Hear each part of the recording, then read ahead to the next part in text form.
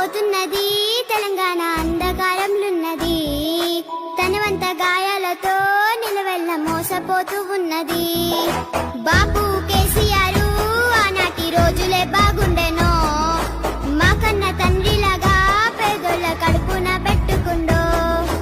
ఆగమైపోతున్నది తెలంగాణ అంధకారంలున్నది, తనవంత గాయాలతో నిలవెల్ల మోసపోతూ ఉన్నది.